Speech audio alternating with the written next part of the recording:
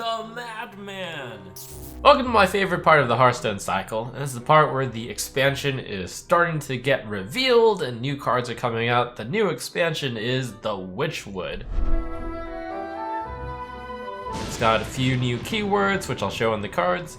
It's got Monster Hunt, 4 unique heroes in a new version of Dungeon Run. I'll of course do those and expertly complete them. Let's begin with the new warrior card featuring one of the new keywords, Rush. Rush minions can attack other minions the same turn they come into play, so it's like charge except it's only for hitting minions, which allows them to print cards that can actually charge but not cause uninteractive gameplay when they just kill you. So Militia Commander for 4 mana comes out as a 5/5 charge which can hit minions. That seems awfully powerful. So Flanking Strike is a card that isn't really seeing that much play right now in Hunter, even in Spell Hunter, but that's because Spell Hunter doesn't have minions in it. This card is probably looking to be played in some sort of tempo warrior deck. Kind of design of the card, it's a very heavy tempo card. Hopefully we'll continue to see excellent warrior cards printed so that they can escape their bottom tier position in Hearthstone right now. Next up, we've got Phantom Militia, which has a new keyword as well, Echo.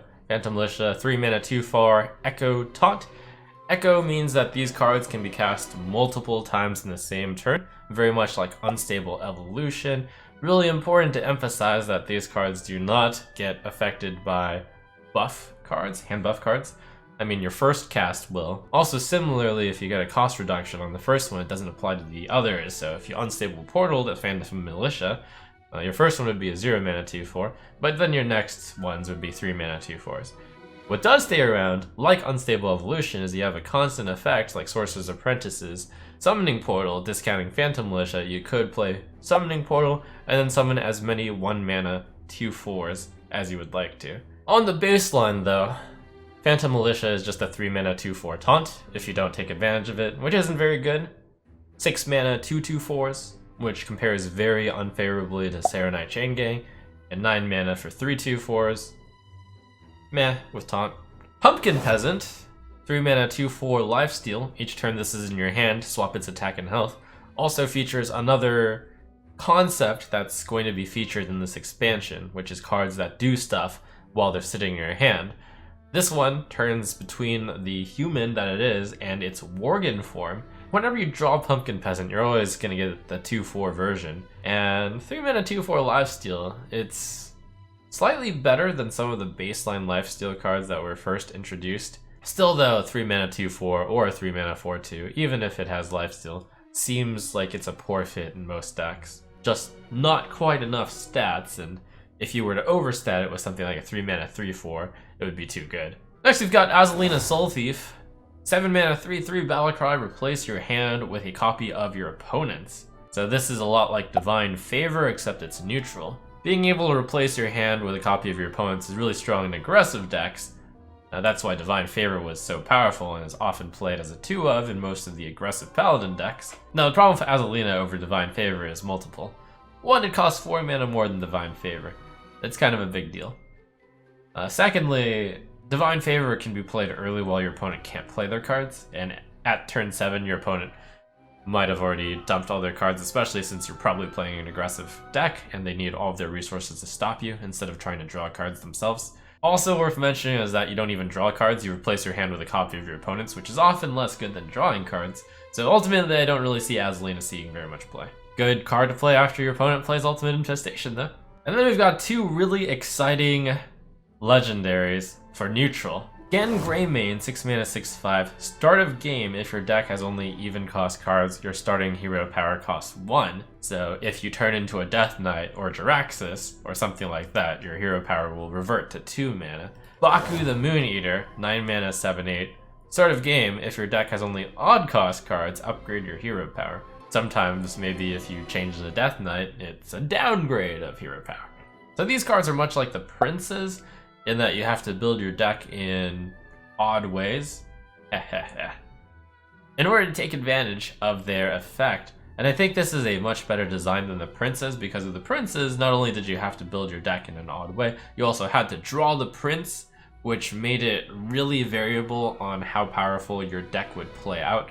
If you drew Prince Keleseth on turn 2, then it would be really, really powerful. with these designed cards, your deck will always consistently have these benefits, although these are very restrictive. You can't run 0, 2, 4, 6, 8, or 10 if you're playing with the odd cards only, and you can't run 1, 3, 5, 7, 9 if you're playing Genn.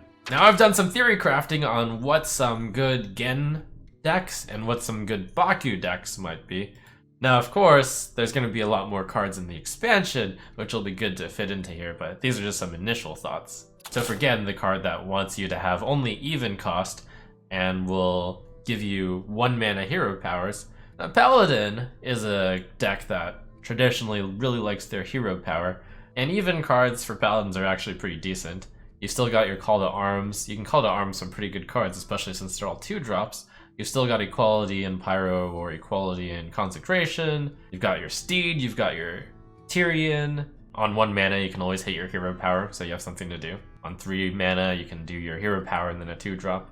Small advantages that you gain over time. Really interesting deck might be a Handlock deck, which features only even cards. You have your most important cards with Mountain Giant and Twilight Drake, and tapping on 1 mana is really powerful. So, of course, Handlock really likes drawing cards. It often taps, and tapping at 1 mana discount each time is bound to be good. When you're going second, you can go tap on 1, tap on 2, and you can play your 3 mana Mountain Giant on turn 3.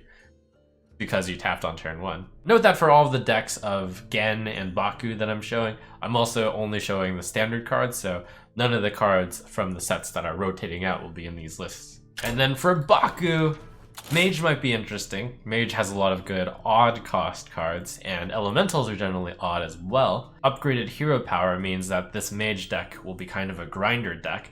You'll use your hero power on 2, and then you'll just use it whenever you can in order to gain advantages. Your upgraded hero power will allow you to sustain yourself up until you get to Frostlich Jaina, and while Frostlich Jaina will not have a upgraded hero power, usually when you play her, you're in a pretty winning state already. Looking forward to seeing perhaps one more big spell from the expansion since Fireland's Portal rotated out. And then for Hunter, you can upgrade your hero power to Ballista Shot right at the beginning of the game so that on turn 2 you can just push the button, deal 3 damage right to the face. Running just 1s, 3s, and 5s isn't too bad, perhaps, for an aggro deck. A lot of the 1-drop cards for Hunter got rotated out, such as Alley Cat and Fiery Bat, so looking forward to seeing what powerful 1-drops are coming out for Hunter. And then you do have to put a 9-drop into your base Hunter deck, but 2 mana deal 3 to face. That feels pretty good. Maybe this is going to be one of the decks that might be an answer to the Q block. But there you have it, your first look at the Witchwood expansion. Look forward to seeing these cards. They had a lot of interesting ones, had a lot of fun trying to think about what odd or even decks I could build with the rotation. And I will continue to keep you updated with my initial thoughts on these cards as the cards come out. Looking forward to doing the official Trump reviews on them as well with the card ratings once all the cards are out.